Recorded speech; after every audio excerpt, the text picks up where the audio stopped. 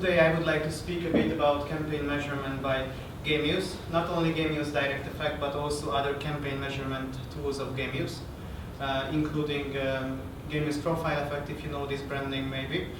And I would like to show you, it is the main topic of today's presentation, but I would like also to speak a bit about different things.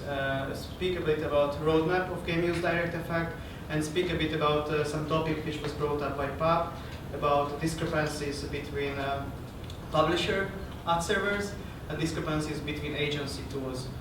This will be the second part, and in the end maybe I will also show, if still you have power and time, some case study from Wizz Air from Hungary.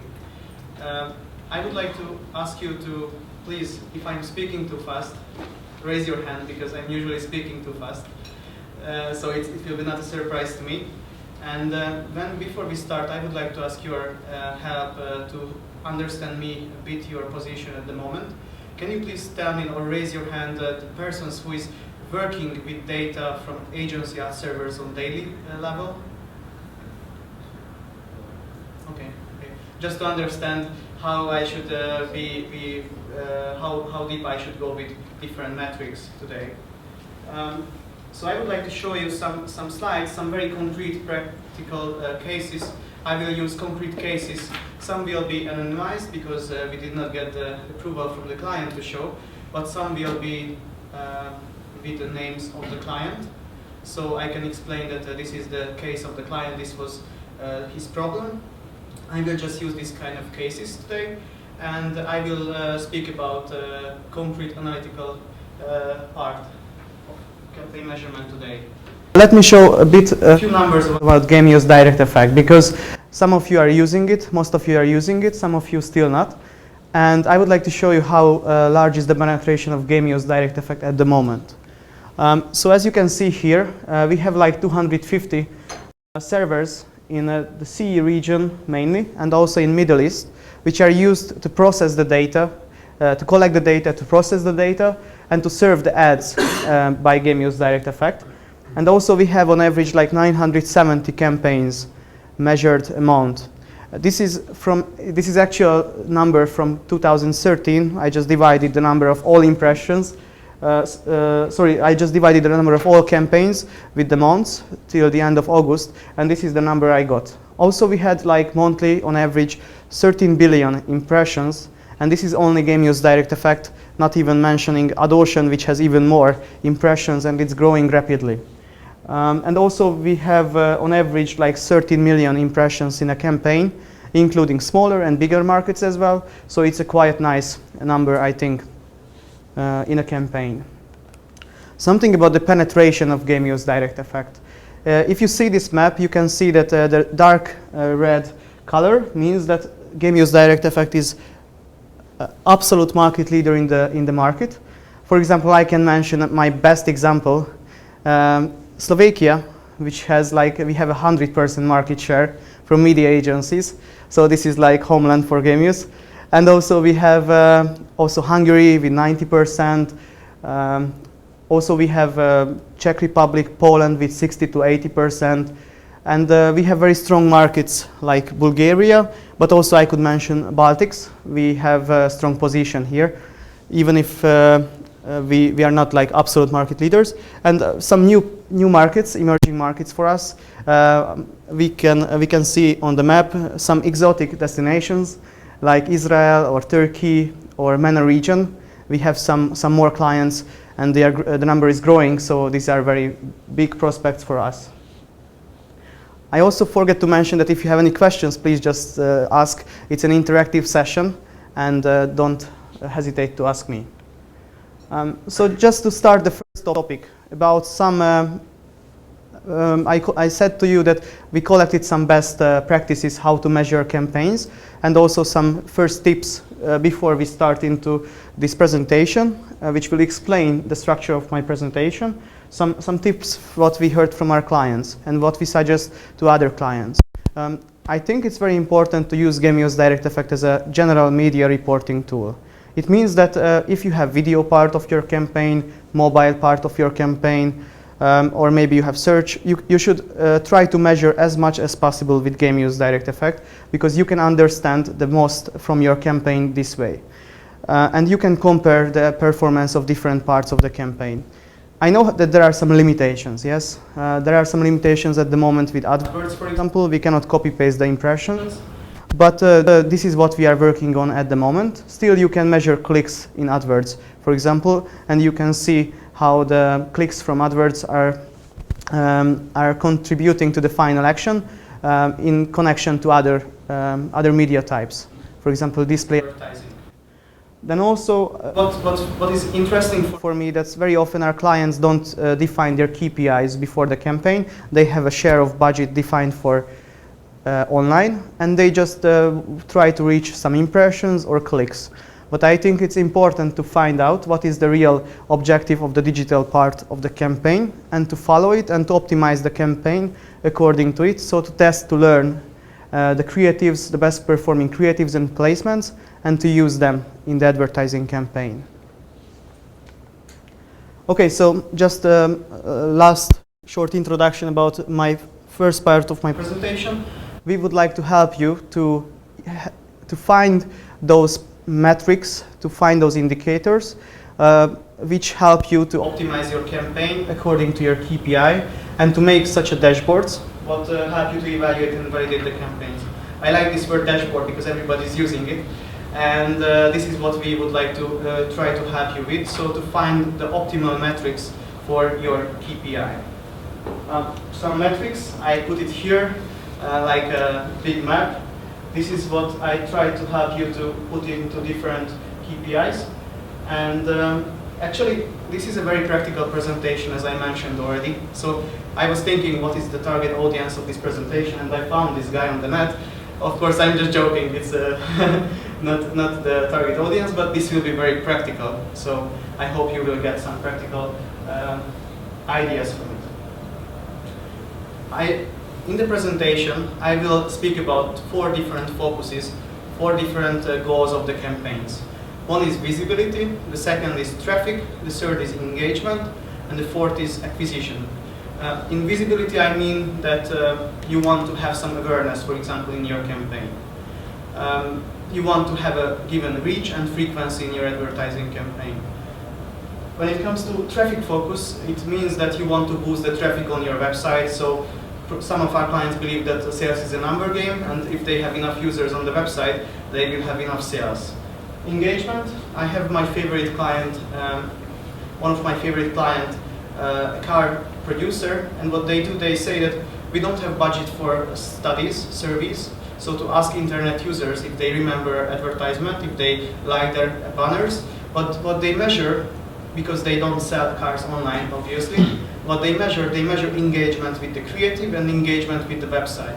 And what they say, that if they have a high engagement with the website from those users who come because of the campaign, if the general engagement with the website is growing on the website as a result of the campaign, then the campaign was successful because it will motivate users to buy the cars.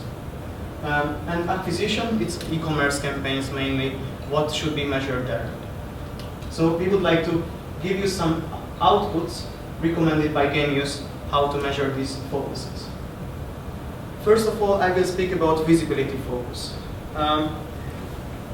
As you can see on the top, you can see names of the branch, and you can see country, and these are examples from different countries, from different industries, and it will be on each slide there presented, so you can see what is the background of the advertiser. I put here a sentence, I will use my laptop. 1.2 million unique cookies with 2.68 frequency, cookie frequency is equals 546,000 real users and 6.3 real user frequency. What do you think? Is it possible that it's true? Can it be true? Maybe there are some questions. What about what these real users and so on? And what are maybe some questions about cookies? Okay. I'm not sure. Let's estimate that real users are real people. Can it be true then, this statement? What do you think? Yes. Actually, this is what is the observation of Gemius. both in website measurement and also in campaign measurement. What we do in Gemius is we try to estimate the number of real people who are watching the website, who are visiting the website, or who are watching the ad which is on the internet. The reason behind this kind of difference is that there are many users who are deleting their cookies. Sometimes it's some browser setting, and also there are biases because of the devices. So I'm using my mobile and I'm using my laptop to watch the internet, and I'm already too cookie, although I'm just one person. And also there are some other biases which are going opposite direction, so we have a direction effect opposite to this. But what we can say that cookies are not a good number for understanding the number of users reached by a website or reached by a campaign. And what you can see on this chart is my analysis from many campaigns. I was using I used all the campaigns from 6 months period from all these campaigns. You might remember that it was like 1,000 campaigns per month, so it's like 6,000 campaigns which I used to do this analysis. And what I found is that average difference between cookies and real users, average overcounting was like 2.3. It means that 2.3 cookies represent one real user. And this is even higher in Estonia. As you can see, it's 2.8. Actually, Estonia is competing with Czech Republic in this case. And but I can say also that it has a huge impact on frequency, and this is the bigger problem, in my opinion, when it comes to optimization.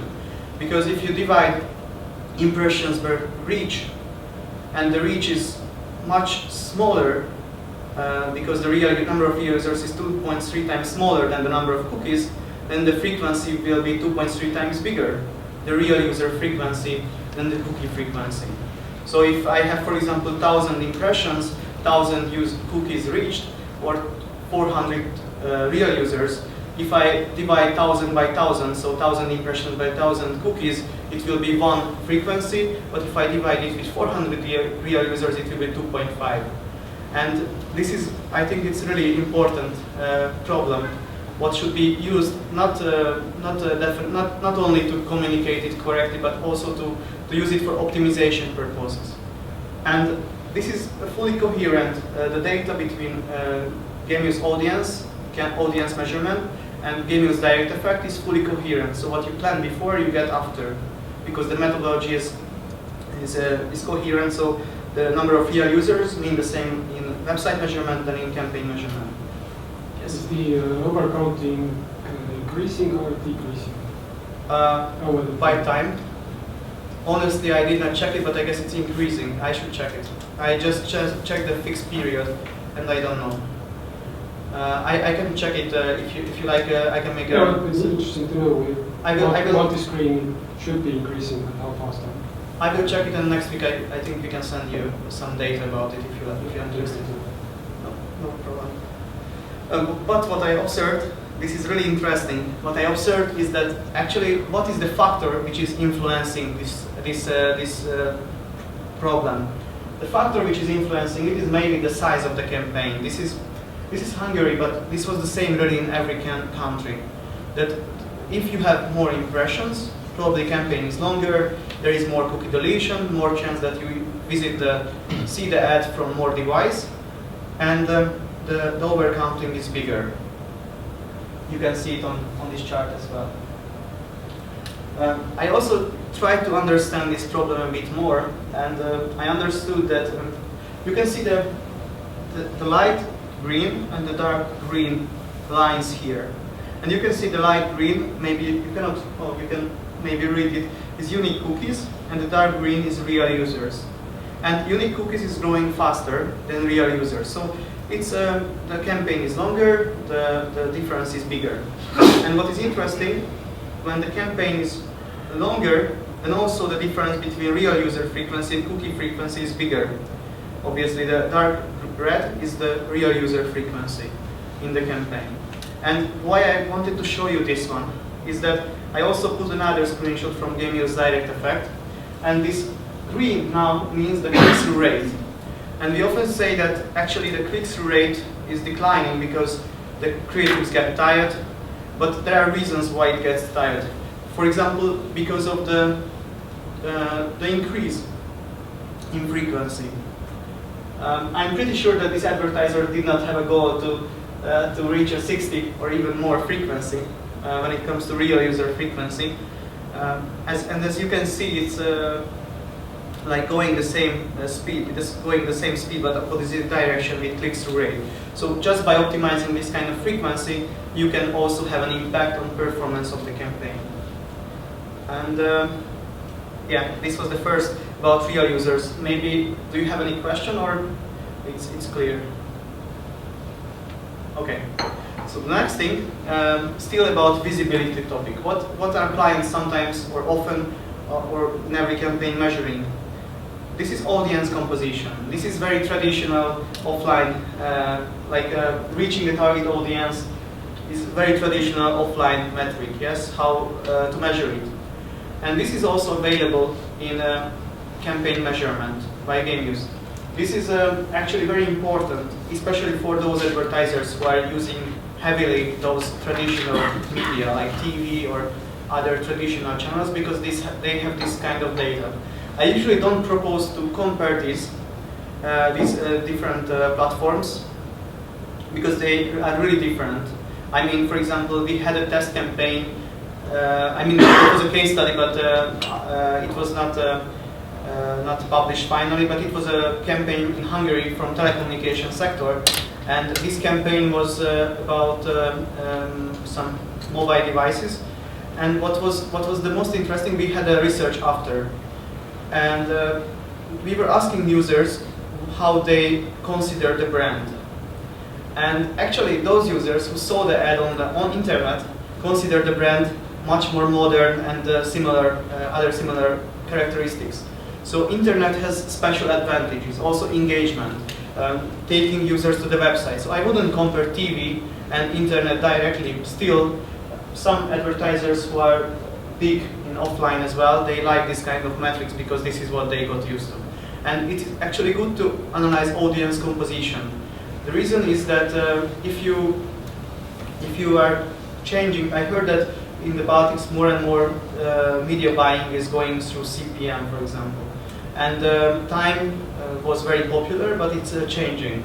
And if you're buying CPM, it's important that you're buying on placements where you are reaching your target audience. Because I understand that many people say that who is clicking on my ad is my target audience, but still they will probably not buy the product because the creative is so cool. So you should really find your target audience on the internet. And actually what I did here is that I compared the campaign to the internet population. This will be a public case study. The internet population, we compared it to Gemius audience. It was smaller, only 37%. So we understood that the media planning was good, but this is not about the media planning. This is, I think, more about analyzing each placement and to choose the ones which provide you the target audience. You can see that there were 4.2 million real users reached by the campaign in the target audience, and we managed to reach 18% of this target audience on the internet. Yeah, this is another chart about the target audience composition. You can see the first placements. This is still the same case from Russia. You can see the first placement, and you can see that they have a huge reach. Probably it was some initial part of the campaign with some big portal, and they were like massively advertising there. Maybe it was some time-based buying, and you can see that they were reaching everyone. And they are reaching more users than the second one, and maybe they are reaching the same amount of users like the second one and the third one if I forget about duplication. And what is interesting that only like 40% of the reach of them was from the target audience. And in the second and third placement, it was like 80–90% of the reached audience was from the target audience. So actually, probably they reach the same amount of users from the target audience like the second and the third placement. And it's interesting to see and to make decisions based on such a data. Duplication. We were speaking about frequency a lot today. I was speaking about frequency a lot. And I think duplication is a good way to optimize frequency. And actually, you can also use such a charts to understand frequency more. Because what is important on the first chart, you can see how many sites an average user saw the ad. So like, for example, I can tell that 92% of the users have seen the ad on one site only. And this is important because usually the capping is set on publisher level or on website level. So if you can control it on publisher level or website level. But when it comes to the whole campaign level, usually you can only control it on the planning phase only. So it's good to plan this way that the majority of the users are reached only on one publisher, and then you can control the frequency. Of course, you can use some retargeting to improve the frequency if it's too low, or you can on campaign level, or you can use some other methods. But this is the easiest way to control the frequency. And also you can see on the right chart, we only show the exclusive reach of the campaign. So you can see that in this first placement, which was very strong when it comes to the overall reach, actually it was like double amount of reach compared to placement 2 and placement 3, is bringing majority of the unique audience to the website, the exclusive reach to the website, 64%. So actually this placement was quite good when it was about bringing exclusive users to the website, to the campaign, sorry. And also you can check the duplication between separate placements or one placement and all the other placements. It's also important information, because if you think of removing some website from the campaign to decrease, for example, the frequency, you should find out which website has a high duplication with other placements. So in this case, you can see that Auto website had high duplication overall. It was 89% of its audience, which was visible on other websites. And the biggest duplication was with MSN, MSN website.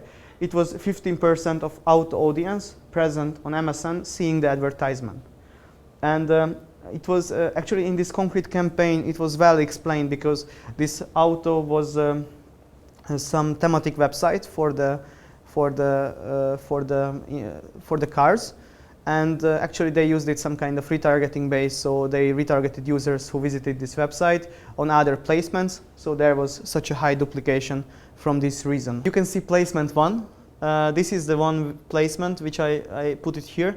This is the one which had huge reach, and it seems that they have a huge frequency. This is why I was thinking that probably it was some time-based buying and reaching everyone. But probably if it would be different, like CPM, for example, then you should go to this publisher and ask why he's not respecting your frequency capping, if he had a frequency capping set, or why he's showing the ad to the same users all the time. Maybe he's late with delivery and he's showing everything in one day or in 1 week, although he should have shown it within 1 month. So it should be checked in this campaign. Reach building. This is I like this case very much because this is very well showing how our client, which was actually a publisher, was using our reach data. This was real user reach as well, how he was analyzing the reach building, what he received from us frequently. What we did in this case, what he did in this case, he was selling, he was a network of websites, and what he was doing, he was selling ads based on target group reach. So he said to the advertiser, you should pay this amount of money if I reach 300,000 real users from the target audience. And this is what he did. This is how he sold his media. And what he was doing is that he received from us every few days data about the reach building, and he was analyzing it. And when this reach building slowed down, then he improved the campaign and he introduced new websites to this campaign, and then he reached again new users, and those ones with high duplication he removed from the media plan. And this way he actually reached a quite linear reach building in the campaign, which is not typical. This is a screenshot from the interface. This would be also available in real user format. It's a possibility. You can get such a report easily, or you can get a gem file and you can take it from there as well. But what I want to say here that it's also important that even if you have cookie data, it's good to see use for some trends, And if you understand this cookie real user problem, then you can make some conclusions even based on cookie data if you don't have real user data in every case. This is number of impressions by weeks in the campaign. You can see that there were a lot of impressions even compared to the previous part of the campaign. And in the same period, still the reach was not growing that fast. And this is interesting to check also with the publisher, this kind of phenomenon, because maybe it was some late delivery, it was some late buying, and there were many impressions within a short period of time, and that results in high duplication. So the campaign did not really have a new reach in the campaign, so it did not reach its goal, probably. So it did not reach new users in this campaign, or just not more than usually it was reaching before, in the previous weeks. At the moment we produce for cookies only, and we produce only for real users in case of video on demand campaigns. It has some methodological backgrounds. What we can also produce it for one frequency for real users for any campaign, but usually produce it for, this is the chart what clients like, our clients like, so to see it 1+, 2+, 3+ also. And this is also can be very familiar from other media channels. What I want to say here is that you can use it also to optimize your frequency. Maybe imagine a situation that in this case the advertiser had a goal to reach an average frequency of real users 6, for example. And then understanding this problem of real users and cookies, we could say that okay, let's try to focus on cookie frequency 3. Just let's try to focus on that. And in this case, I can see that actually this one frequency, 1+, is growing very fast. This 3+ is not growing very fast, or 2+ is not growing very fast. So actually you are reaching in this campaign all the time new users. And this is a problem because you will not reach your optimal frequency, you will be even under it. So you should not use new placements in this website by the time, but you should increase the frequency on those placements which already are used in the campaign. So to repeat the impression to the same users who have seen it before. This is in-screen visibility. I am sure all of you know what is in-screen visibility. Just let me summarize it a bit. It shows that the ad lands on the visible part of the screen or on the bottom of the screen, which is not in the visible part. We use the method, actually the rules of IAB. So if the ad is on the screen for at least 50% of its area for at least 1 second, then we consider it as a visible ad. And if it's not visible for at least 50% of its area for at least 1 second, then we don't consider it as a visible ad. And obviously, it's very important to measure, because if the ad is not on the screen, then it's not visible for users and it does not have an impact on users. Actually, it's still interesting that some clients actually don't know this. I was on a meeting last Friday with a car producer in Hungary, and I was explaining it to them, and they said, "Oh, really? Does it happen?" Actually, it was not a good strategy, because I think I made some complications for their media agency. But she was very surprised, and this is a really important factor, I think, to measure. And in this case, we measured that 74% of all impressions were on the screen. Actually, the media agency was using very well targeted pages in this campaign. So he was using mainly pages which are related, like he was buying CPM, he was buying some positions, so he was not running some run-on network campaign. This is very typical in Hungary. Run-on network, just get some CTs, clicks, and that's the goal of the campaign. Many campaigns have this kind of goal, but this was very well targeted. And this is the result, that 74% of the ads were on the screen. And actually, this is a benchmark from the same sector. This was FMCG, yes, and 45% of the impressions were on the screen actually for other FMCG campaigns. So this was the benchmark. And as you can compare it, it's a huge difference. And also visibility time is important to measure for how long the ad is on the screen of the users. Because if you have, for example, a video banner and it takes, okay, that usually does not take on the internet 30 seconds, but you have only like 10 seconds time to impress the users, then it's not enough. There was a study I was reading from international visibility company that they did the research, and what they analyzed, how long the ad should be on the screen to have an impact on users. And what was the result is that it should be at least 80% of the message duration that the user should see to have an impact. At this point, it's significantly increasing the efficiency when it comes to conversions, when it comes to also branding uplift. It's increasing if they reach this 80%. In this case, it was like 24 seconds average visibility time. So the ad was visible for at least 20 seconds on the screen of the user for 24 seconds. And some examples, because obviously it's good to see it by placements, yes? These are examples from Romania.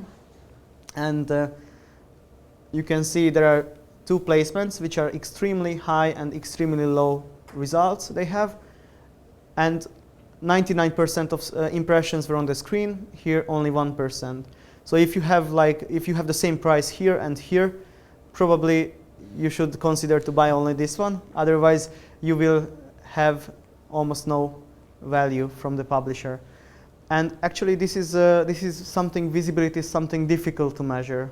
And we are trying to improve it all the time. We have now new methodology, which not a new methodology, but new add-on. So we will be very successful with measuring all iframes in all browsers in October, or in October. Yes, this is planned for October.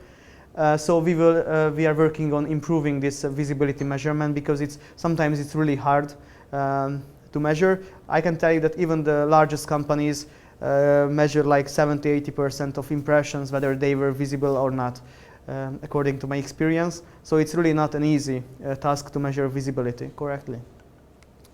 And there is also visibility time. You can see in this placement, users had a lot of time to measure, to see the ad, to interact with it, to make some impression on them. And here they only had 18 seconds, although I think it's not that bad. So this campaign was quite successful when it comes to visibility time. Users really had time to see the ad and to engage with it. And actually, what is my observation, maybe I can share it with you, is that video banners have really high visibility time very often.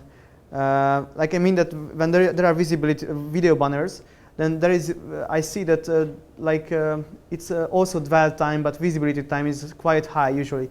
And what was very interesting, that I was seeing some statistics that average time duration that the users are on the specific website was something. And when there was some video banner on the website, then it was increasing. So even the video banner could influence the users watching the website. So I can tell you that usually when it comes to visibility and in like time, then it's rather a video which is really impressing users and they spend time with it. I will have some other examples. I wanted to mention it in another part, but it's also true here that video is working well when it comes to time. Okay, so the second focus is traffic focus. This was about visibility, yes, what we should measure. We should measure correctly reach, we should measure frequency, we should try to optimize these factors in our campaign. We should measure target group reach and frequency as well, and also visibility. These are important metrics which can help to improve the campaign significantly.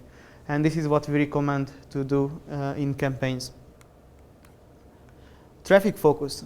Traffic focus is about boosting traffic on the website, yes? I would like to still step a bit back and to see it from the previous perspective to analyzing target audiences. Because this is really interesting, and actually this is what we will introduce in DirectEffect this year, to understand the profile of users who are engaging with the advertisement. So for example, clicking on ads.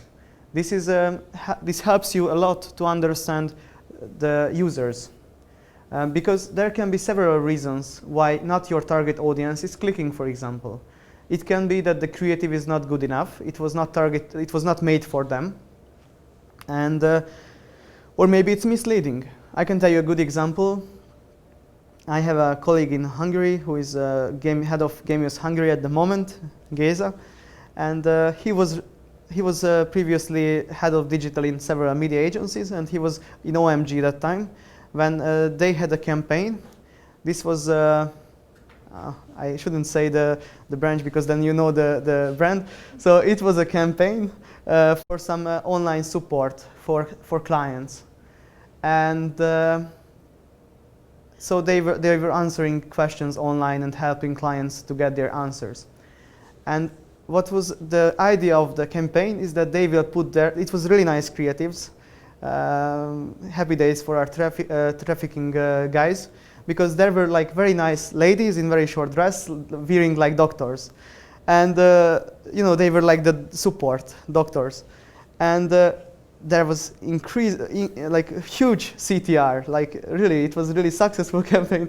And when we checked the different metrics like audience composition, we found that it was mainly men who were clicking on those banners. So we were thinking that maybe it was a bit wrong. They were also part of the target audience, but maybe it was misleading for them, yes? And also when we checked some website statistics like bounce rate, it was not so good. So it's interesting to see who is clicking on ads, but not only from this negative perspective, but also you can check maybe, in this case you can see we compared clicks, who is making clicks, to the reach of the campaign, and we saw that mainly the target audience was clicking, so actually this creative was prepared for them.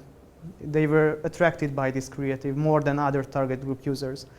And what I wanted to mention is that it's also good to see who else is clicking, because maybe there is some other narrow target audience. You can see, for example, these people from this county, this is region Hungary, they had really high CTR.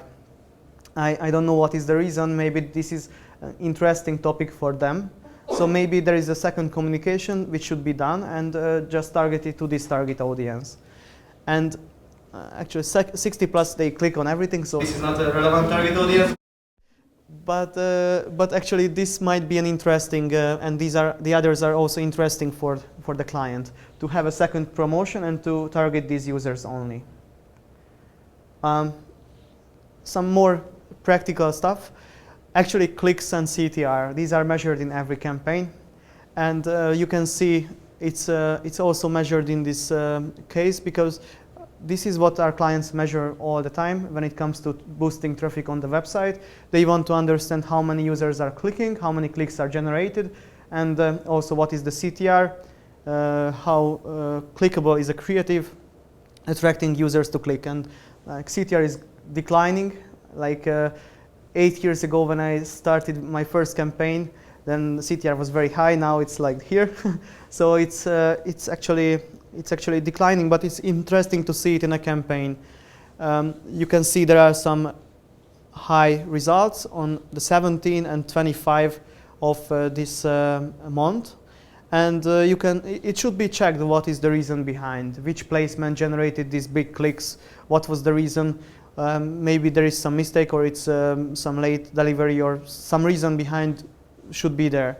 And also you should check the CTR how is dropping during the time of the campaign, because it might be the reason that there is a too high number of impressions, too high frequency, and then nobody is clicking actually because everybody saw it 50 times already. And this is also interesting. Maybe the creative has some other reasons why it's not clicked anymore. This should be definitely checked and optimized. Maybe you don't need a second creative, a new production to attract users again, just to change the campaign.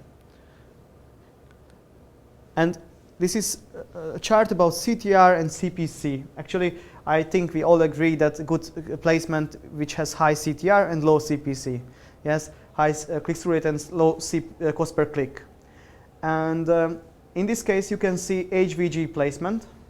HVG placement, the green one, this has a high CPC and has an average CTR.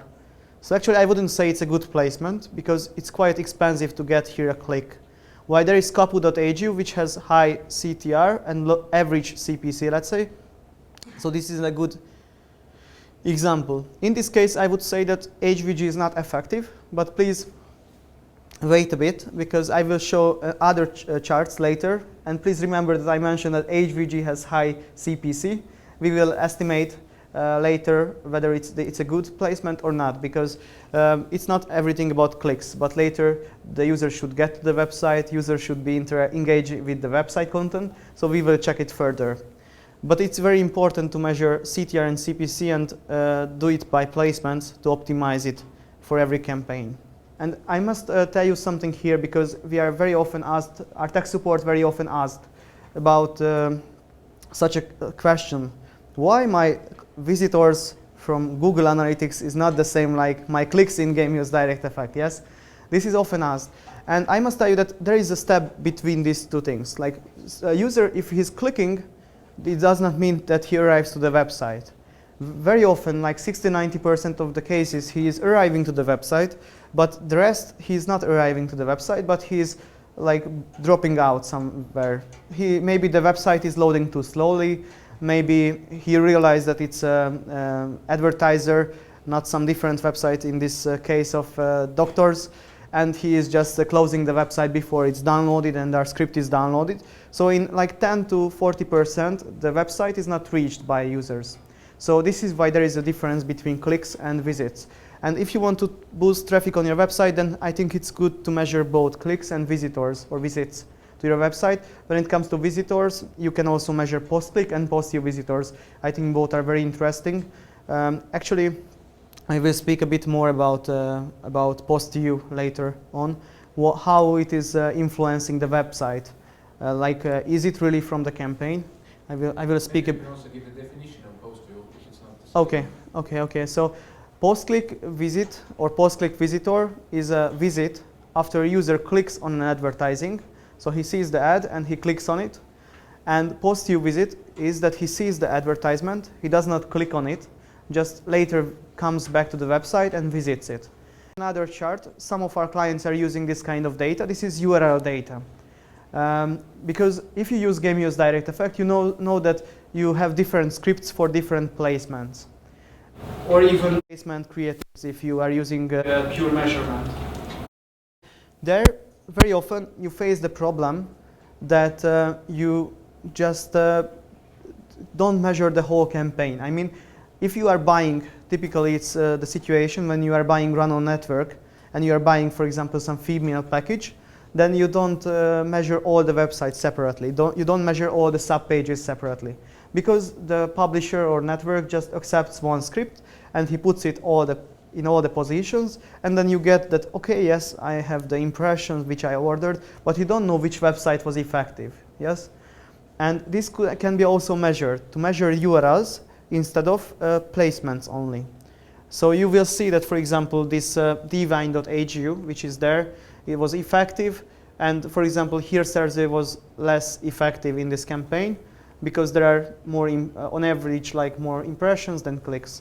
So you can really understand which was performing better, and then you can use those placements directly, which are performing better, and maybe skip the ones which are not. So the next one is engagement focus. It's about measuring engagement with the creative and also measuring engagement with the website. Actually, it's really important to measure engagement with the creative. Maybe just to mention, because it's easy to explain why it's important to measure engagement with the website. But measuring engagement with the creative is important because users have, like on the websites, more and more interactive creatives. Actually, I saw a banner, I think a few weeks ago, when I could calculate my insurance. So I don't even need to go to the website if I don't like the price they offer me. I just simply calculate it and leave it. Or I know that this is a good offer for me or not a good offer for me. There are many rich media advertisements. They are also very interactive very often. So it's really good and important to measure the engagement. And also, clicks are not the only metric anymore. I mean that it's a good performance metric, yes, that somebody is clicking or not. But actually, we had a research like 3 years ago that it was also Hungary. I was count manager for Hungary. This is why I have so many examples from there. I'm sorry for that, but what we checked is that how big share of users, internet users, are clicking on advertisements. And 3 years ago it was like 35–36% in a month. And actually it was, I'm sure it was decreasing. I know it was some research from Western European markets. It was, I think, even like 25 or 16 or something like this. So it's really like little share of users are actually clicking on advertisements. Maybe less, and it's decreasing by time. So probably this is my estimation. So this is why the CTR is also decreasing probably. So actually, if we only measure clicks, then we forget about other interactions, and of course we just speak about a small share of internet users. So we should measure real engagement well with the creative as well. This is an example how we were measuring engagement. This was from Lithuania. This was Carefree campaign. This is not it was very interesting case because it was a video banner, and within the video there were options for the users to go on, to click, to answer some question, to get some more offer. And as you can see here, I don't understand Lithuanian, but it's something like, are you ready to watch it? And here, do you think it was refreshing or it was not refreshing? And then users could get more information if they clicked here. And we were analyzing the path of interactions within the campaign, in the creatives, and we found out actually 23% of users just pushed the play button, and then they did not answer the second question. But also 16% of users actually watched the video, then answered that yes, it's refreshing, and or ask for some more information. Such a high production creative has its value as well, because users are engaging with it, and they really react on the events, like on the interacting functions in the creative. And we can also, we have very nice video template, which allows to measure all kinds of interactions with the player as well. So if you have, for example, you want an option to mute or unmute, then we can put it in the player and we can measure it. And I think it's really interesting to measure what is the relation between, for example, muting or unmuting a video and the performance. Or it's watching it full screen or small screen. What is the optimal screen size for a video player? What is the optimal size for a video player to be effective? This can be all measured in video player template of Gemius DirectEffect. This is another example. You can see these green columns. This was showing the share of completed materials per views, in this case, in this Carefree case. So we try to understand this part of the video, how many users from the ones who started it, this is YouTube-like view, actually watched it till the end, this video part. And actually we found that 43% was watching it till the end, and it was growing during the advertising campaign. So it was a good proof again for the advertiser that this was a good campaign for him, because users who started to watch it, actually half of them watched it till the end. So they really engaged with the video for at least those few seconds, how long it took. And they had a good impression from the brand. Dwell rate. Just a bit explanation what is dwell rate. I'm sure most of you know it, but just a brief explanation. Dwell rate is it's a new metric for measuring engagement with the creative. Dwell rate actually includes different events. Includes clicks, so when user is clicking on the ad, then he makes a dwell event. The second is interaction. So when user is pushing the button here, play video, then he also makes a dwell. It's also included in dwell. And the third thing is mouse over. So if the user puts the cursor over the banner for at least 1 second, then he also makes a dwell event. And these three things together, click, interaction, and touch for at least 1 second, is a dwell event. And this is a good metric to measure and used very much for brand advertising, because it thinks not only on those users who click on a banner, but also it considers those users who engage with the creative on the banner, and also those users who might be influenced to go to the website. And just one question, is this Yes. dwell, just for the background, is it IAB standard? Yes. Yeah, okay. Yes, this is also available, like according to IAB, a metric which is used, which should be used in online advertising. And what is important that there are study which was proving that higher dwell rate has a higher, has a correlation with higher brand-related searches. So if the dwell rate is high in the campaign, then more users are searching for the brand in the search engine, and also there is a higher engagement with the website, and also there is higher conversion rate. So actually, this dwell rate is connected really to performance, because CTR is only about clicks, but dwell rate tries to evaluate the overall performance of the creative, whether the users are engaging with it or not. And in this case, as you can see, there was this big creative, and there was the small creative, and you can see that the big creative had like much higher dwell rate. Probably it's obvious, but it was not obvious for us. We were thinking whether it's really true, and we found that yes, bigger creative had bigger dwell rate in this campaign. So it's not a general statement. It was from this campaign, and actually the dwell time was also measured. So the time that users were engaging with banners was 55 seconds, which was really huge time. Maybe it was some game, maybe it was some video that users were engaging with the banner. It really again proved to the advertiser that this kind of rich media solutions make sense and worth to spend money on. And I mentioned already video banners, that they are working well with time. Actually, in case of dwell, we also observed it's a different campaign, FMCG from Poland, that higher dwell rate was observed for video banners. You can see it by placement here. We found that actually Gazeta video banner was the most effective when it comes to dwell rate. It was 36% of all impressions when the creative was displayed that the users were engaging with the creative. And actually, I think that average CTR can be 0.1%, 0.2% nowadays. So this 32% actually also looks much better from this point of view. It's also good to measure dwell, because it is really showing the real performance of the creative, not only the clicks. And maybe you remember I said HVG. Don't forget they have high CPC. So this is another aspect of this measurement, whether users are engaged to the website or they just click on the creative because it's nice, because it's attractive for them. But when they realize that the advertiser is some advertiser, then they skip it before the landing page is downloaded. And this is what is measured in successful click-through rate by Gemius.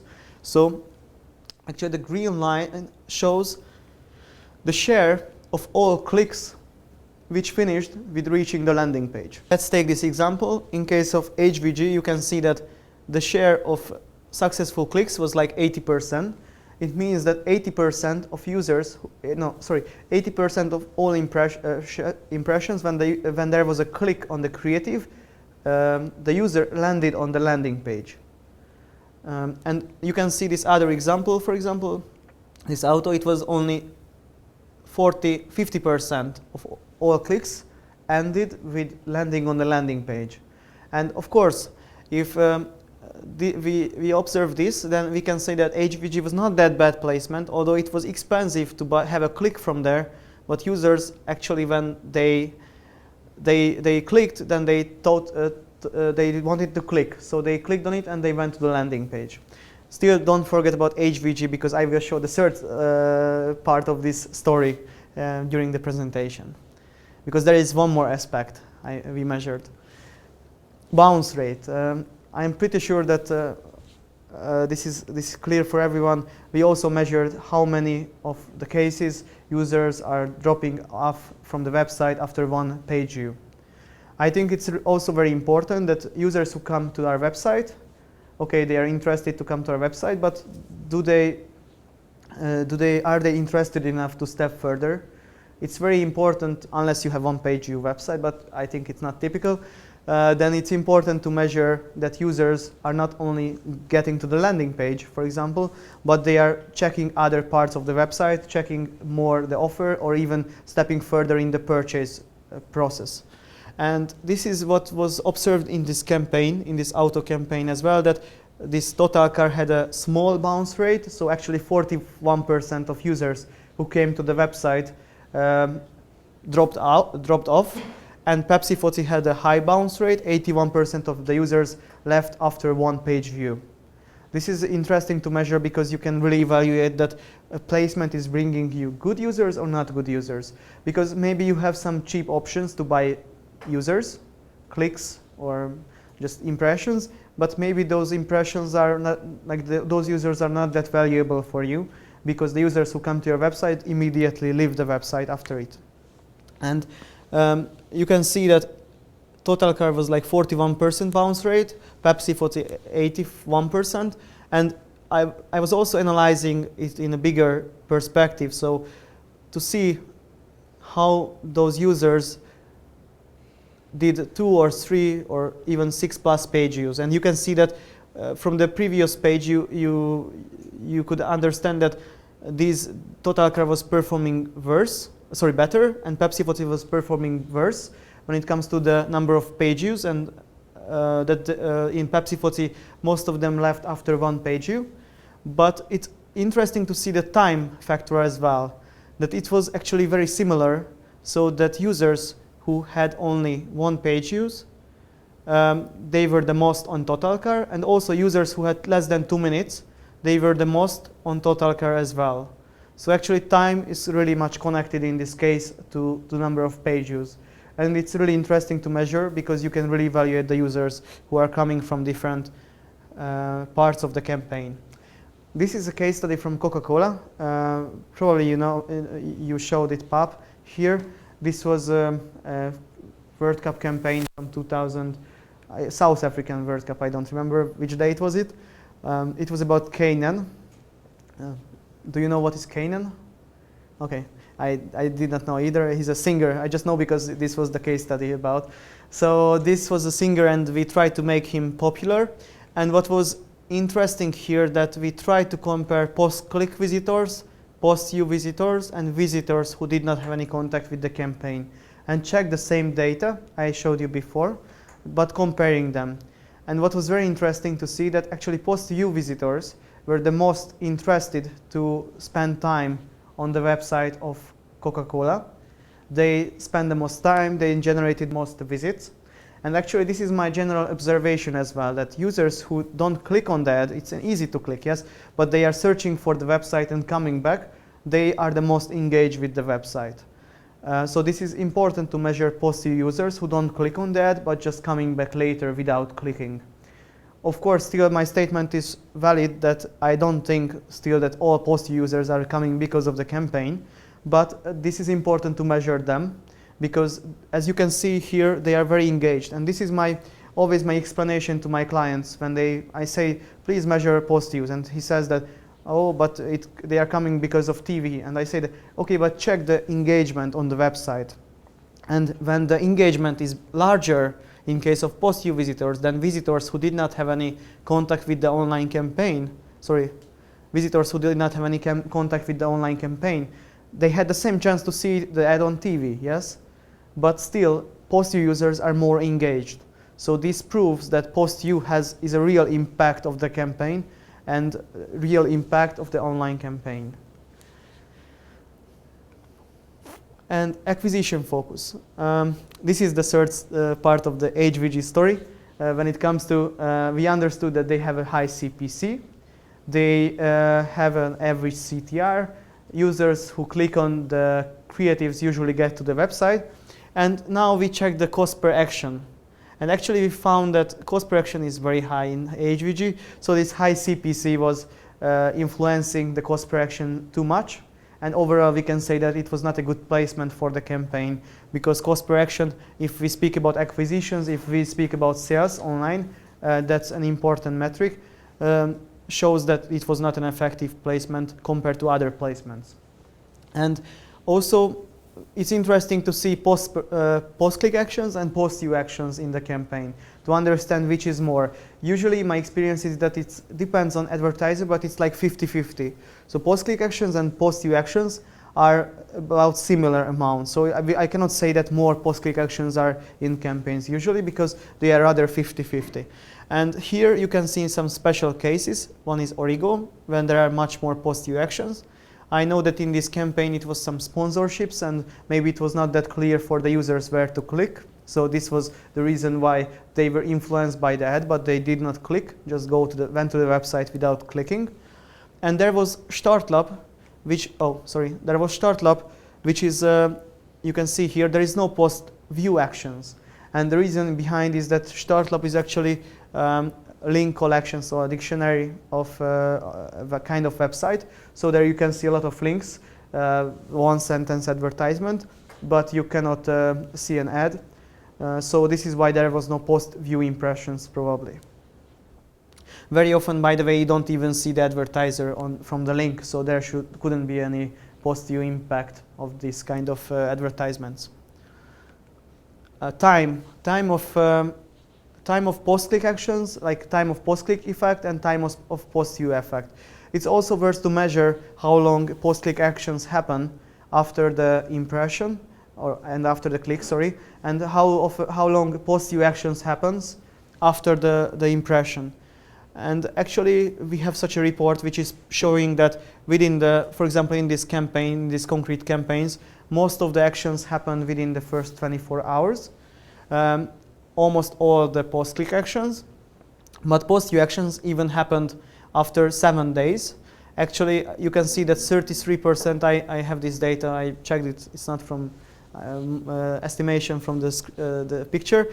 So 33% of all impressions, post-view actions happened after 7 days.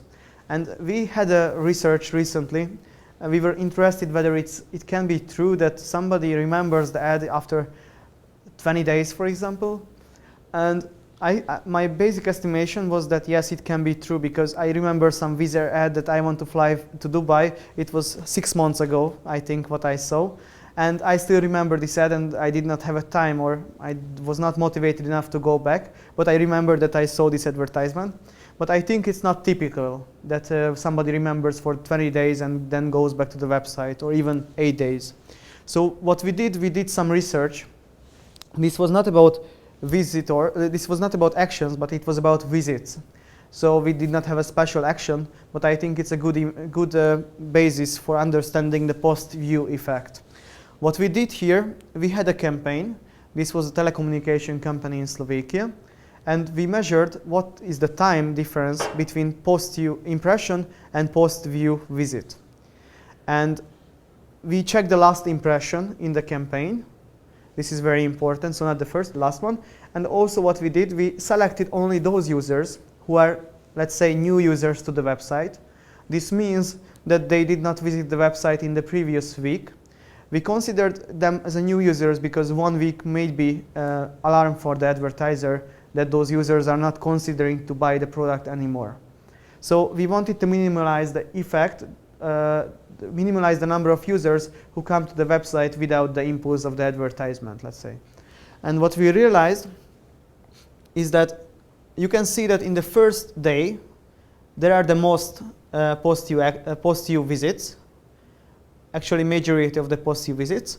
And there is a slight decrease in the following 8 days.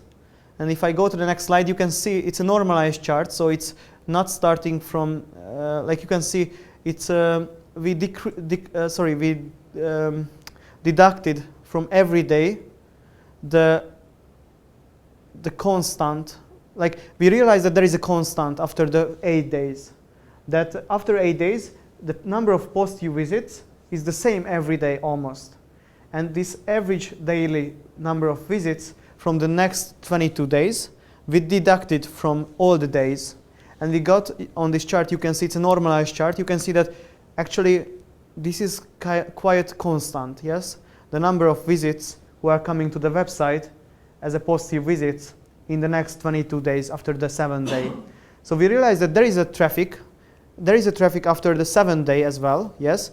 But this is from here, it's constant, it's the same every day. And this is what made us thinking, maybe these are some kind of neutral traffic who are users coming to the website without impulse of the advertising. Maybe they got the cookie, maybe it was not even on the screen when they saw it and they got the cookie. So this is why they are coming to the website, but not because of the advertising. This is why they are positive, but not because of the advertising they are coming to the website. So we estimate that there, in this campaign, it's only about this campaign, there was the biggest impact on the first day, and there was an impact until the 8th day. And from them, there was a neutral traffic, which was a post-view traffic, but it was not because users got an impulse from the advertisement. And actually, what is interesting here that you can see this bounce rate. These small dots here are the different hours in this period. And you can see that the bounce rate is increasing in the first 8 days. And this is also confirming our idea, because actually when in the first period there was a very small neutral traffic and there was a big traffic from interested users who are coming to the website because of the campaign, the bounce rate is smaller because those users are interested, engage with the campaign and engage with the website. And later, when it's mainly neutral traffic, the bounce rate reaches a higher value. So this was our idea. In this case, I would suggest to set the limit for post-view action and for actions like 8 days. And then maybe it's good to start a new promotion after 8 days. But this can differ campaign by campaign. I have another case where we did the same. Just we observed a little difference. It was another campaign. It was a travel company from Poland, and what we realized that the first 2 days were very strong, and there were 6 days which were like lighter and they were decreasing, and after 8 days the same, there was a constant neutral traffic to the website which was a post-view traffic, but not really because of the campaign, according to our estimation. I want to ask you if you have any question, because it's not so easy. It's quite complicated story. No? Okay. So using this data, you can also estimate what is the optimal limit for actions you set in the adserver for agencies. There is also very interesting data about engagement with touch points. Touch points, of course, not only the last click or last impression counts. Not only the last touch point influences the user to come to your website. Sometimes yes, but very often not, yes? And what we provide in Gemius is kind of linear attribution modeling. So we are showing such a data and explaining, for example, that 212 actions were made after users saw display advertisement. He did not click on it. Then he saw another display advertisement. He clicked on it, and then he made the action. For example, this was the most typical. So it helps you to understand, for example, what is the optimal frequency for your campaign. Because as you can see here, you can see here, majority of the actions were made after 2 display impressions, and also some support was from search and mailing, but probably the optimal frequency for display advertising in this campaign would be 2. Also with concrete websites, we can also give information about Onet, that they were involved in most of the actions. 192 actions were made after somebody saw an ad on Onet. Maybe Onet was not the last touch point, maybe it was the first touch point. It is a big portal in Poland, but this was very important for the campaign, because many users saw the ad there before they get converted. And action path. I put it here because I think it's important, and we introduced in a visual form it lately in Gemius DirectEffect as well. This is like a measurement of the path of the user's purchase path on the website. So to understand where users are dropping off from the campaign conversions, like where they are leaving the purchase path. For example, this is an example campaign. It's a fictional campaign about an airlines that the user is coming to your website, he is typing the destination, he is typing the date, and then when he needs to give the credit card data, then you see that they are dropping off. It's a typical saying that it's easier to improve this path than to buy more media.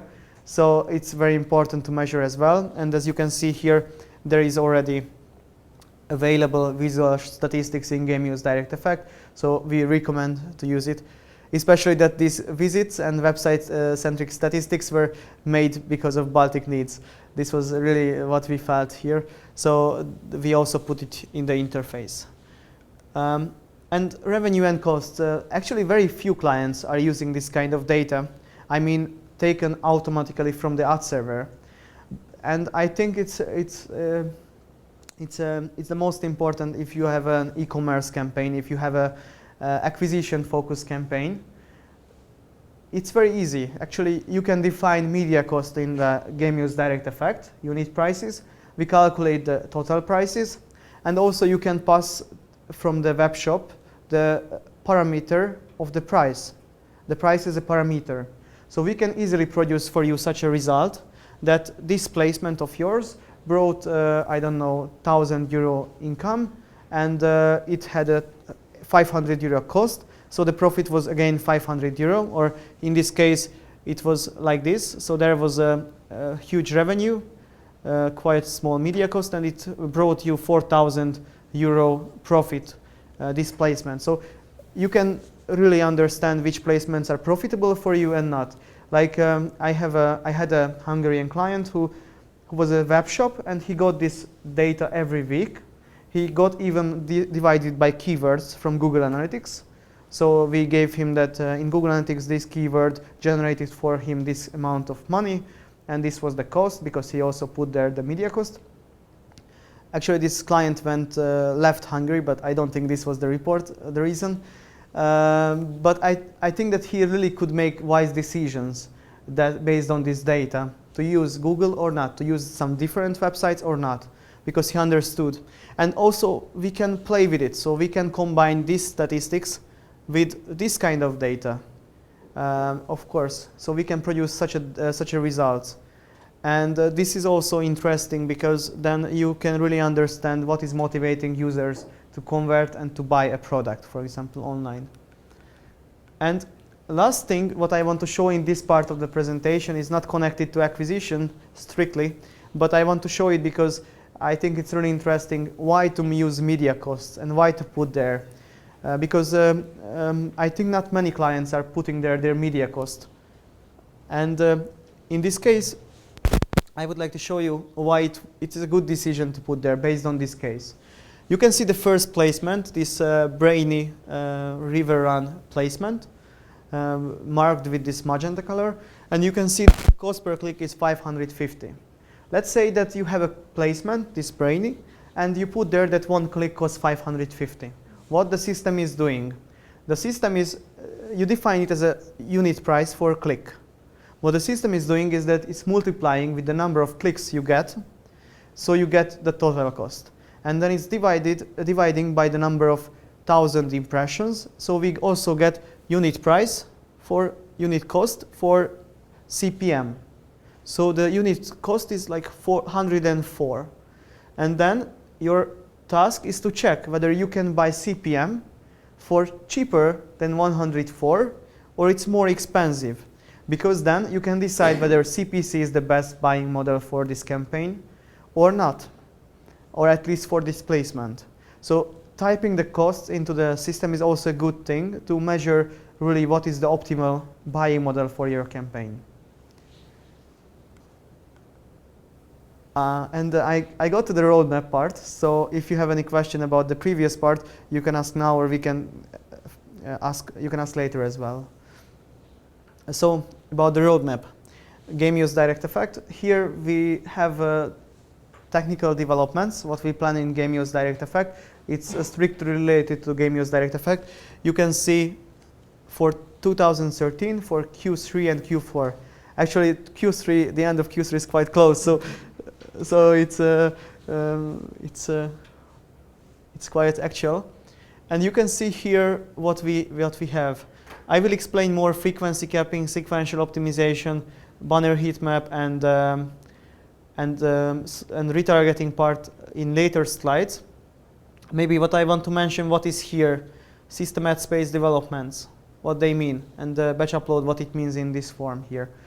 System ad place, I'm pretty sure if I ask you how many of you use system ad space, nobody will raise the hand. System advertising space is a part of Gemius DirectEffect where you can define the media structure in Estonia. So you can define publishers, you can define placements, you can define all the ones which you use in your campaigns. And then when you set up a campaign, then you can just copy paste placements. And from one side it's good because you can speed up the campaign trafficking. But from other side it's good because you can produce yourself in the interface benchmark statistics about placements. Because if you attach to the same placement different campaigns, then we will be able to produce you benchmark statistics that this placement is good or not overall for your campaigns, or overall for your campaigns from a given sector. And also if you use the same structure in all the media agencies, we can give you even deeper statistics because we can take it from all the accounts and we can make good benchmark statistics without mentioning the name or the source. So this is system advertising space, and this was not really used because of two reasons before. And one is that there is no search filter at the moment. This means that when you want to find a placement, you need to scroll down and scroll up, and when it's a huge amount of media, publishers and placements, then it's difficult. So we decided to put there a search field so that it's easy to find any placements and copy it to the media plan. The second thing is that there was actually I think it's a mistake in the system advertising space, that when you copy the placement, then if you wanted to copy the nodes as well, so the website as well, for example, not only the last part, like not only the placement like main page skyscraper, but you copied that it's a website name and its publisher name, then actually you copied all the sister placements as well, and you had to remove it from the interface of the campaign. And it was extra steps, and it was slowing down the campaign management. Or if you copied only the placement and you did not want to, that was possible to copy only one placement, but then you did not see the website, the publisher in the campaign, and that was bad. So we also make a different change. So if you want to copy placement, but you also want to see the notes above it, then you will be able to do it without copying the sister placements as well. So we would like to make a promotion of our system advertising space after this development, and to make our clients' life easier, and to give option to make their own benchmarks, better benchmarks, because now they have an option to do it, but it will also give you the chance to make placement level benchmarks. Some functions I would like to mention. This is about retargeting, including frequency capping and sequential optimization. It might seem strange why I included frequency capping and sequential optimization in retargeting, but actually it's quite logical, because frequency capping is you say that I want to show this banner 3 times, and if it's over, then maybe show another banner.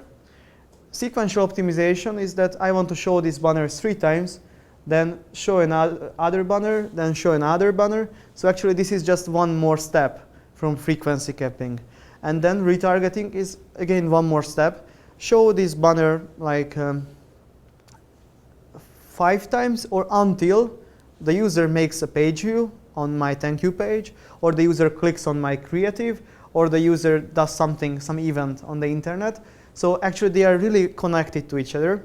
So we develop them step by step, but as a one development. And actually this will be available this year.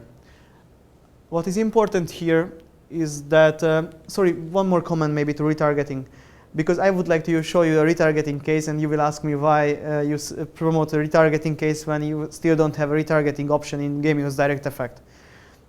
I want to mention here that we are providing our clients retargeting, and we have few good cases, so Pap can share it after if you would like, because we use the retargeting module of our AdOcean system at the moment.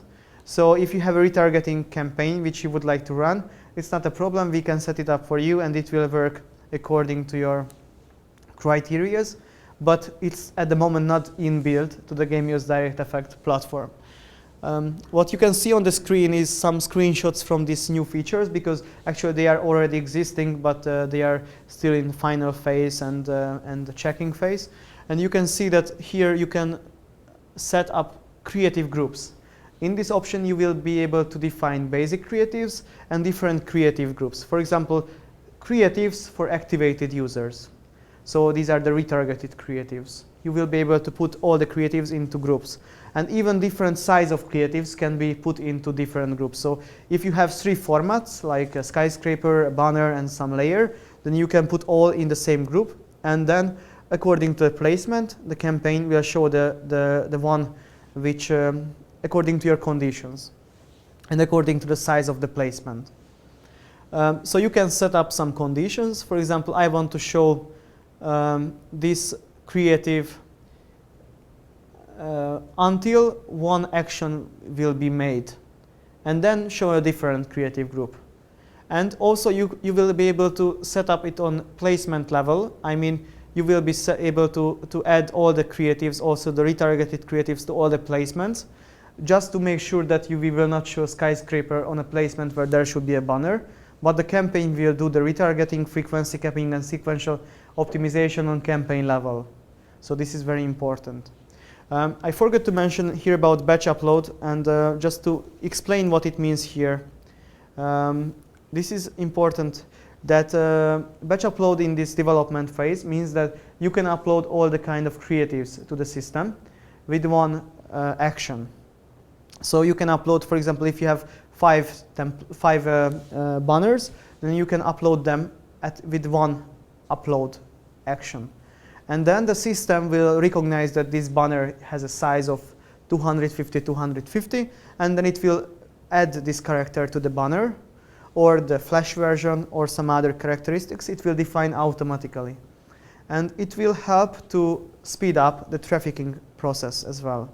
Still in this phase, we will just start with basic banners. So if you want, for example, I don't know, something like a film strip you want to define, then you need probably to upload it one by one. But the most important banners, which have the biggest quantity, you can upload with one action, one upload.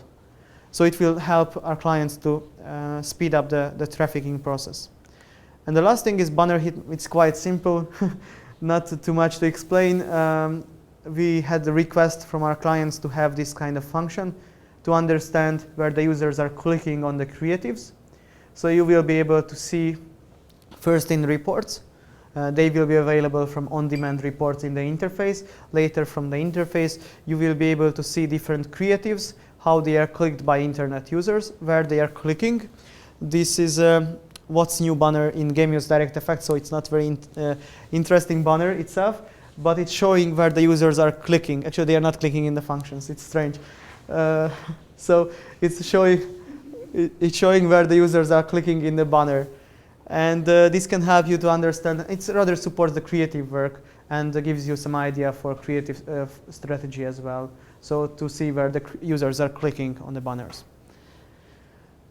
I don't know if you have any questions to developments. Yes, I have one question.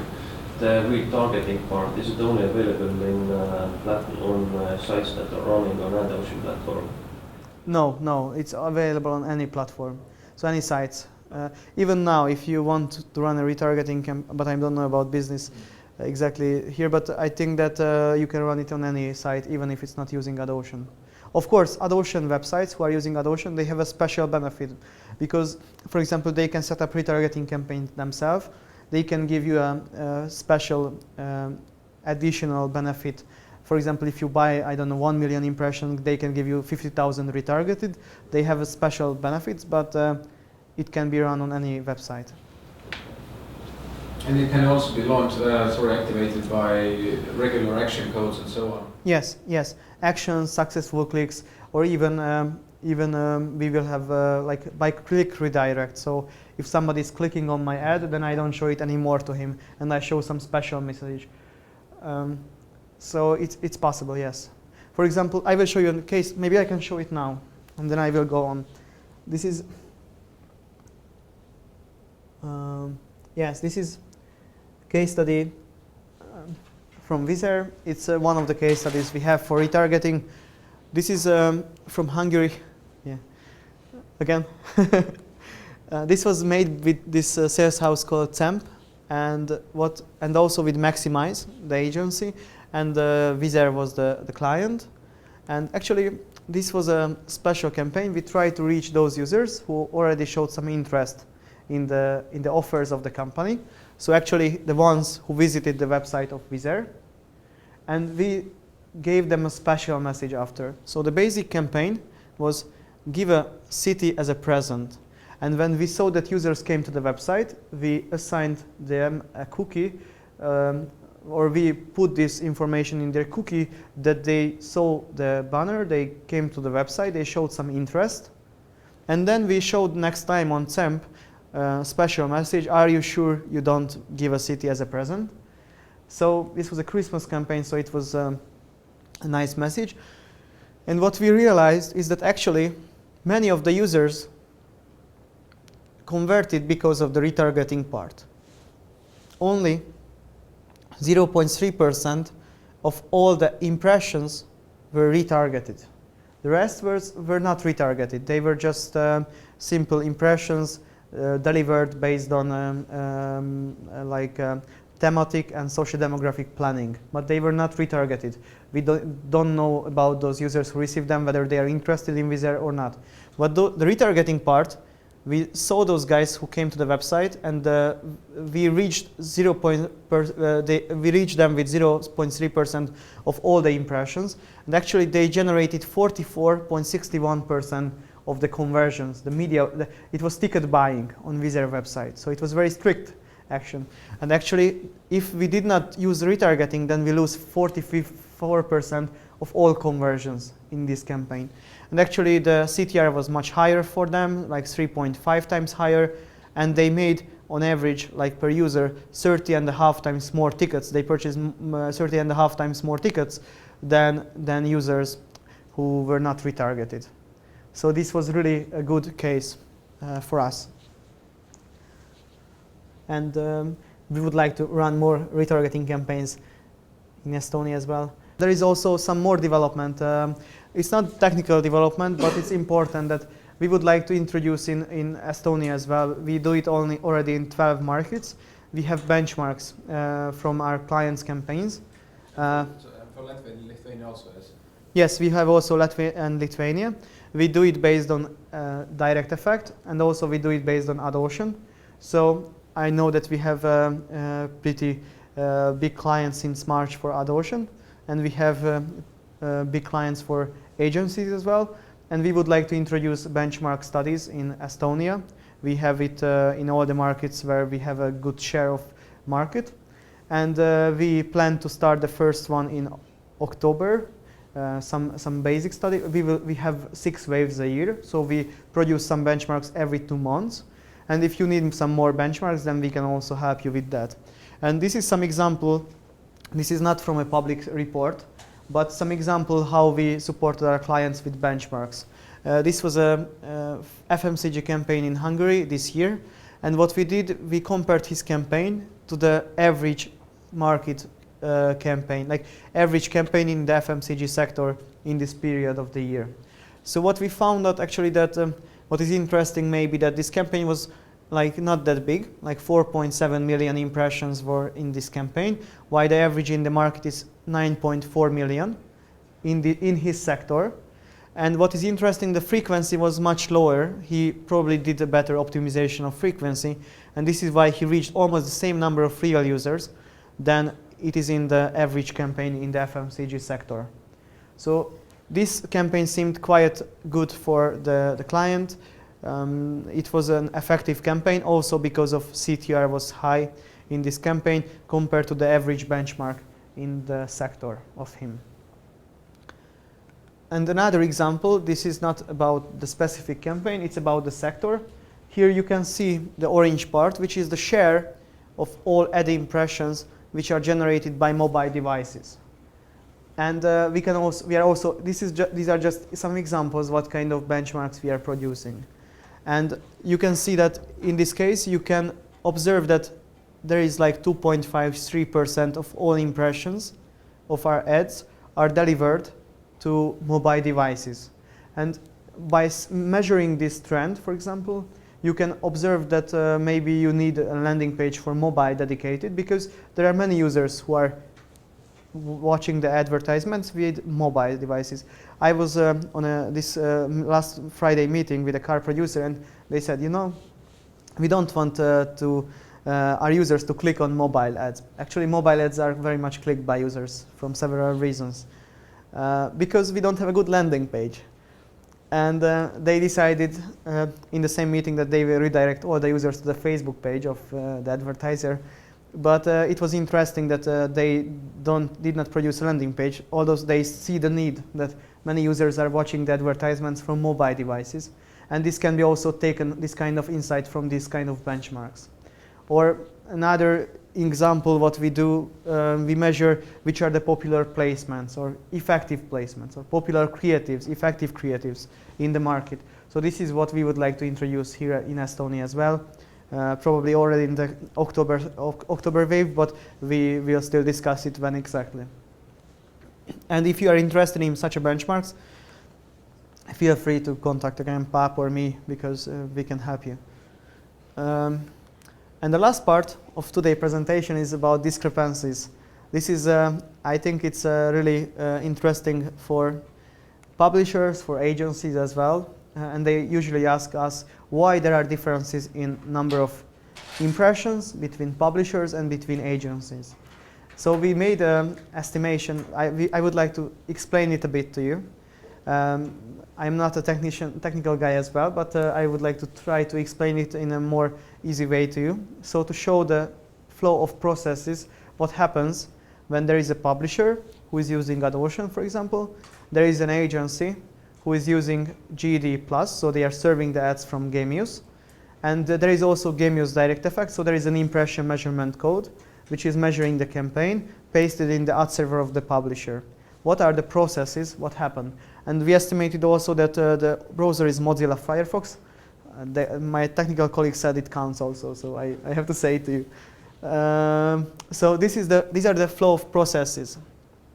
This is the website, AdOcean adserver, GD plus adserver, which is serving the ad, and the hit collectors for AdOcean, for Gemius DirectEffect, and Gemius DirectEffect Plus. Obviously, usually only one of these, like GD or GD Plus, is used in a campaign. But maybe explain, sorry, yes. What is a hit collector? Yes, yes. So hit collector is actually, it's easy. It's a module which is collecting hits. So if there is an impression, then it counts that there was one impression. It collects the number of impressions, clicks, and all these metrics. Adserver is just serving the ads. And when it comes to an average campaign, obviously we just, I don't know what is more typical in Estonia, like GD plus or GD, when we just measure. Even regular GD, but it's like 50-50%. Yes. So in this case, in this flow, I put both. So when we serve and measure, or when we just measure. So let's estimate that Gemius DirectEffect is serving that, but also it's measuring as a GD system as well. Is it? Okay. So let's see the flow. The flow is that there is a page view, and there is a request to the AdOcean ad server to send something to the website from the browser. And then there is the response from the AdOcean ad server, and then it executes the Gemius DirectEffect plus code, which is or double click, or double click or whatever, which is embedded in the ad server of the publisher as an HTML banner. And then just at this moment, it sends a hit. It counts one for number of impressions in AdOcean. It counts one, then the next step in GDE, because it's pasted in next to the double click or Gemius DirectEffect plus or something banner code, this impression tracking script. And then it sends the request to the GD plus server to send the creative. And then it executes again the JavaScript and sends a creative, which is displayed on the website. And only then there is a there is an information to the GD plus hit collector that there was an impression. And this flow is actually like a quite linear flow. And when it is slow, that there is a chance that it's broken at some point. And if it's broken because the user is closing the browser, for example, then it's actually stopped maybe at point 6. And then there is no hit counted in GD+. Or it can even stop here between 0.4 and between 0.5.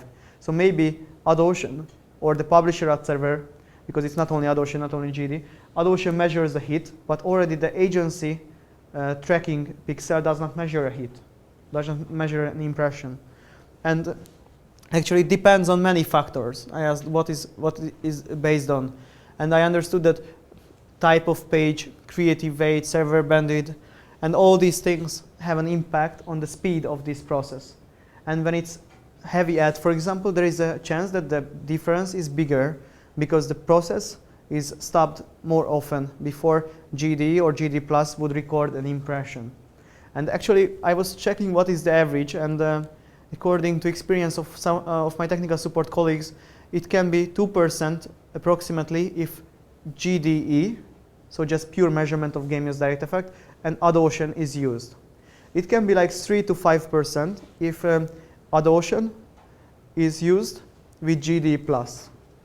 And it can be approximately up to 10% if, for example, you use DoubleClick and AdOcean. Then the difference can be bigger. So even you can have closer numbers if you are using only Gemius tools. Maximum difference should not be more than 10%. There are some cases when it's more than 10%, then it should be investigated. What is the reason behind? Maybe some of these factors, maybe some of different reason is the problem. And here I would like to mention maybe that, of course, if it's time-based buying, it's not that big problem that there are some slight differences. But if it's CPM-based buying, for example, then it's a big problem, and it should be checked. And actually, what I see as maybe an important future step, and I think this is a task of media agencies to push it, like it is in many other markets, that what is the currency for media buying is not publisher data, but the agency data. And I think this can be a natural next step if CPM buying is getting more and more popular, because there are examples for this in other markets as well. So I think publishers should accept this kind of no. Actually, there are some markets where it's not an example, where it's like in Estonia, but I know many markets where agency data is the currency. So maybe it's in the future still. We will see. I don't know if you have any question to this part. So basically, for example, if you use DoubleClick, the DoubleClick data is more accurate because it says when the impression is actually delivered. Yes. And that actually counts the first request. Yes. Yes, this is exactly what I meant, that actually agency tool, even if it's just pure measurement or ad serving, counts better, more correct data than publisher tool, because publisher tool counts when it just executes its code itself. So it's not even delivered, the ad is not even delivered maybe, but it already counts. And this is the huge difference.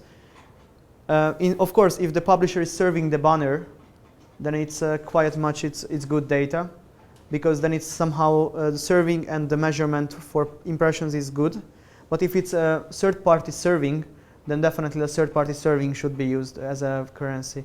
If it's publisher who is serving, then I don't see a big difference between the execution of the banner and the hit. Even I think it's, according to this, it's even after. So when it's executed, when if the ad server of the publisher is serving the ad, then it's good because there is a banner execution and then it measures a hit.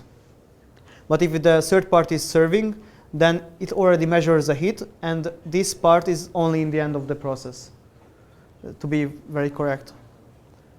So if it's third party ad serving, then definitely agency data is much better. in this case, the difference is small if adserver of publisher is serving the ad, so there is probably not a complication. If Gemius DirectEffect is only a pure measurement tool. So these were the 3 parts, and I don't know if you may have any questions. I wanted to actually start some discussion about this topic, about maybe publishers could allow agencies to use agency tools as a currency, but maybe you have some other questions as well, so we can discuss it now. How is it in other markets, maybe you know how the agreement between publishers and the agencies has been? Like, let's agree that you serve always 5% more because it's usually the case. There's a data discrepancy. Or Yes, this is what is the case. For example, in some markets, I see that they agreed that publisher accept the statistics of the agency. And what is important here, that the publisher in practice usually over-emits. So when he sets a limit for the number of impressions, then he calculates already with this extra number of impression he needs to deliver to satisfy the client's need. So this is what they are doing. Yes, they over-emit, they set a higher limit, and this is how they are fine with the limits.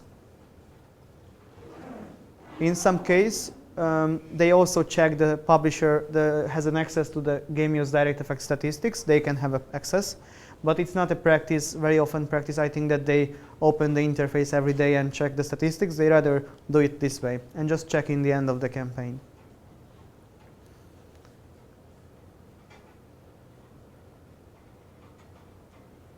So many questions.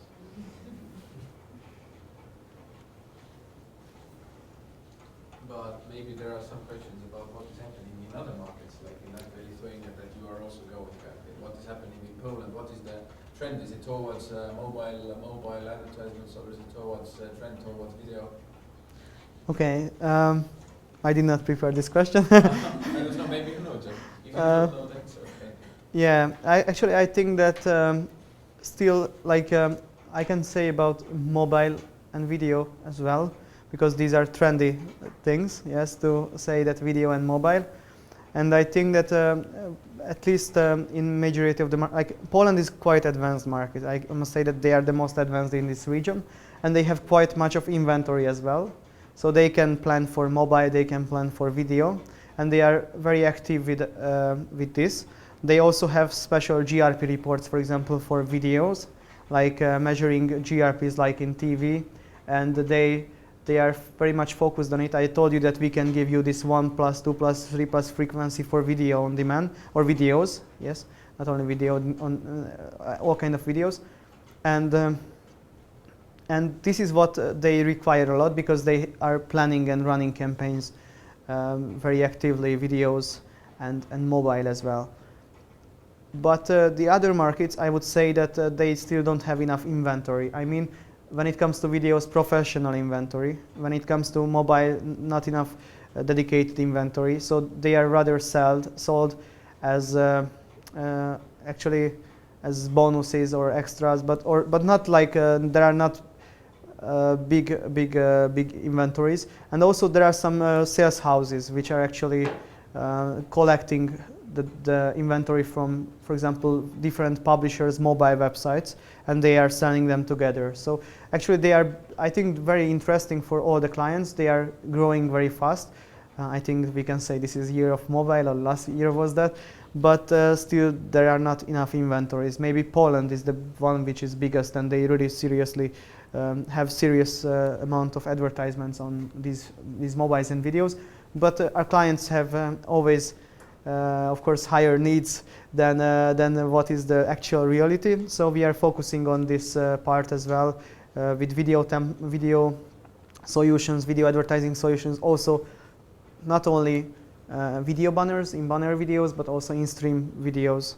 And also we are developing dedicated mobile templates. I don't know if you saw it already, but we have very nice dedicated mobile templates which can be available and accessible from the demos are available from our demo page. This demo.gd.gemius.com. There you can see a section with mobile templates, and these are dedicated for mobile screens. These are responsive to the size. So if you have, for example, a bigger screen, iPad, for example, then it's displayed in bigger size. If you have a smaller screen, then it's displayed in smaller size. And also it's supporting some nice functions like this click-to-call function. So some of our clients don't like to, as I mentioned, when users click on the creatives and go to their website, but they make campaigns like if you click on it, then it calls the call center, for example. So there are some dedicated solutions for mobiles and videos. These are the trends, but the inventory is still not that much, I could say. I have one more question actually from one agency who is not here at this moment. They couldn't come because they had an express meeting, but the idea was that what they asked is how Gemius DirectEffect and what are the indicators, KPIs that could support and let's say how to sell internet to the regular old offline advertiser who likes TV. I think that this is easy. I mean that the first part of the presentation was about this reach and the target audience measurement, yes? And this is what they like a lot. I mean, if I meet with an advertiser who is like not grown up in online, then he really likes these metrics to understand really how he managed to reach the target audience and with what frequency. And this is what is interesting for them. And here you must be careful because I think they always like to compare online to TV especially, and very often it's not good for online because price of reaching the same amount of users might be difficult. I mean that online is usually expensive. I don't know Estonia, I did not calculate it, but the majority of the markets is the same or more expensive online. And of course we cannot produce like such a big reach because even if the internet penetration is high, TV penetration is always higher. So the comparison is dangerous, but it's something what they can be convinced with.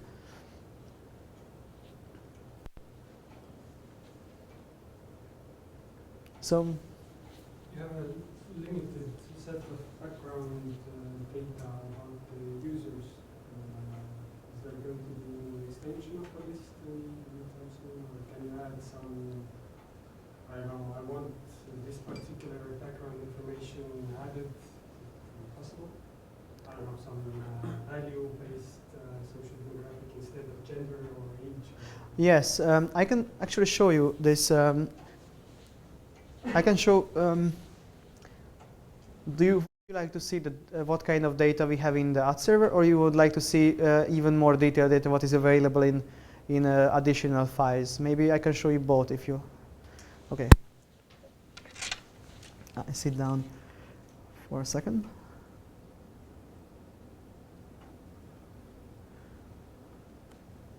So I will connect to the internet. So this is an access what you can also use. I think I can share it. This is the password and the login as well.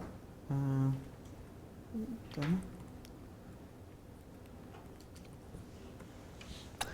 And if you log in here, then you can see all the different statistics in real campaigns. There are a few fictional campaigns, but they are real campaigns mainly in anonymized form. And you can see, it's too small. Okay, so you can see these campaigns here. I will go to some example campaign, for example, Hungarian Czech demo campaigns with actions. I think it has good social demography statistics. No.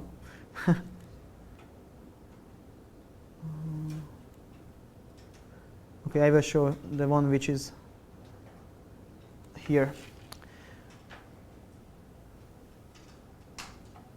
Oh, sorry, I did not click on this part. So here you can see the dashboard, and now I will go to the social demographic dashboard, and this is what is available in online interface. You can define dimension, so you can define that I'm interested in a given placement, for example, and I'm interested in a given creative. And you can also define now I'm interested in all the campaign placements. So that this data, what you can see here, is about the whole campaign. And it's a read-only mode what I logged in, but you can also define what is your target audience. For example, my target audience is, let's say, young woman. Yeah, actually they are not so young, 15 to 77. So I can define that I'm interested in this target audience, and it can be not only gender, but it can be also age, education, and other characteristics. In the online interface we have limited, so like 5 or 6, depending on market. It depends on the market, so if you want different ones, if Estonia decides that they want to measure shoe size to define target audience, then it's also possible, if it's in Gemius audience questionnaire, of course. And but in the other interface I will show you in a minute, there are much more. And here you can see the data about different preset groups. Here you can see your own target groups, and here you can see the data about default target groups, like genders. So you can see that there were 3.6 million male real users who saw the advertisement, and 53% of the target of the campaign had this kind of users, like male users. And you can see also that there were, for example, 8% of users reached by the campaign from age group 0-14. You can check others as well. So this is the online statistics about social demography. Of course, real users are available also. So if you want to check, for example, real user number of real users or real user frequency, you can do it as well. I will make it easier. I will remove impressions. I will remove this reach now. Clicking users, clicks, and add frequency. And here you will see that number of unique cookies, number of real users, so that you can see the difference between them. It was quite a huge campaign, like 21 million cookies. It's huge. So there you can see number of real users. It's even more than 2.3, the difference between real users and cookies. And also you can see the difference in frequency. So while cookie frequency is 7.05, real user frequency is 22.64. So it's really important to optimize the campaign for the real users and real user frequency instead of cookies and cookie frequency. The other thing I wanted to show you is you ask what kind of target groups you can define, yes? How can you define not only gender, but... You have like the limited set, like the location, gender, and age. Yes, in the interface we have one limited set, which is five statistics, and in the other one, which is this is now an offline report Tamas has shown, there will be more close to 12 to 15 different. Yes. All the target groups which you can define in media planning phase, like so in Gemius audience, all the same target groups you can define in campaign evaluation as well. So there is no difference. And here I could define, for example, that I'm interested in female with age 15-24, and then if I choose impressions, I'm interested in impressions, then I will see that there were 1.8 million real users, female, between 15-24, and they made up 15% of the audience of the campaign. And if I'm interested, it's good here that you can also see statistics, for example, for clicks, as I mentioned in the presentation. So if you are interested who clicked, you can see that probably this was not the target audience of the campaign, because although they made up 15% of the reached audience, but only 12% of the clickers. I can add here back the impressions. And clicks will also be in the interface at some point. Yes, it's also planned for Q4 actually.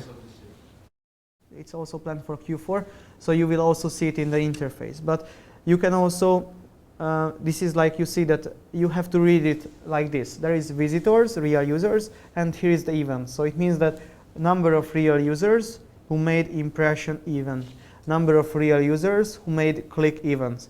And I can also add event statistic. So I can say that this is the number of impressions impression events, or number of click events made by the target audience.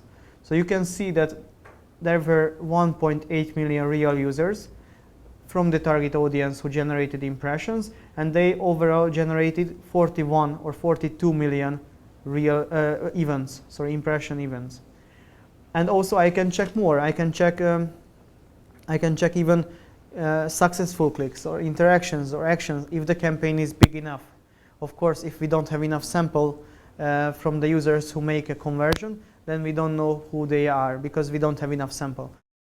But you can also analyze different placements. So I can say I'm interested in, I don't know, not all the clicks, not all the impressions, but I'm interested in specific placements of the campaign. I can also make a duplication analysis. I can see that there were 336,000 users from the target audience.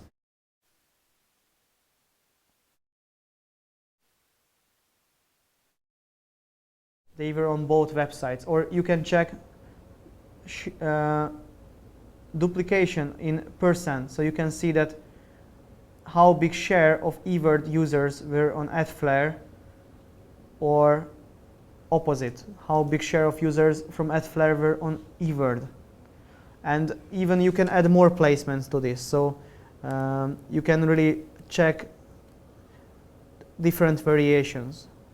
If you like, you can also make an aggregated tree. So if you want to put all the placements except of one in one node, so you want to check the duplication between a given placements and all other placements, you can even make a duplication, like you can make a new aggregated tree. So I can make click here, create a new aggregate tree. I say this is my test one. So I put here all the placements, let's say, and oh yeah. I just wanted to say that there is actually one report about duplication alone, which is much more simpler, that you don't have to do this manual work. Yeah. Yes. So there are a lot of options, and I could compare it to wordnews.com. Now you see that 87% of wordnews.com users were available on other placements of the campaigns, and 66% of other websites were available on wordnews.com.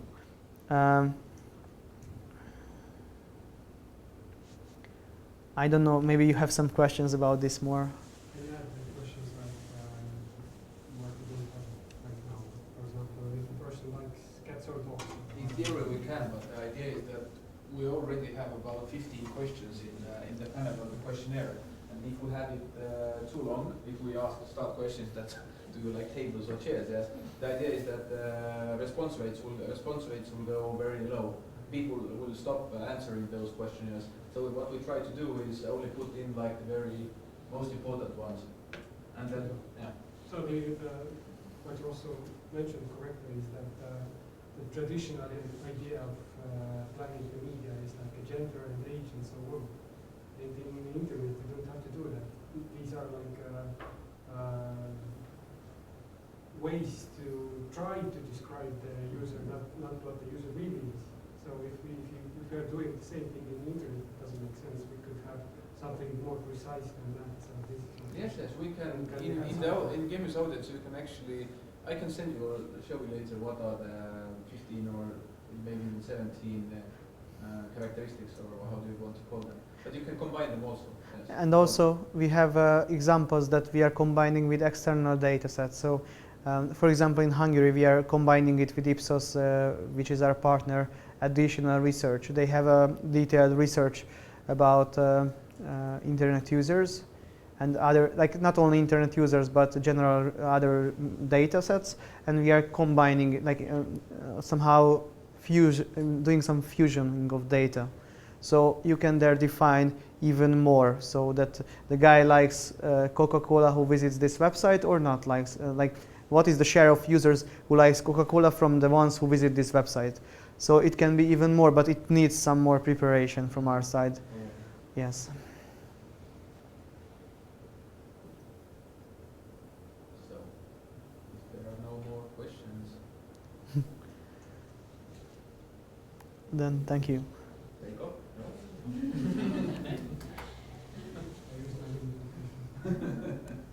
Okay. So thanks for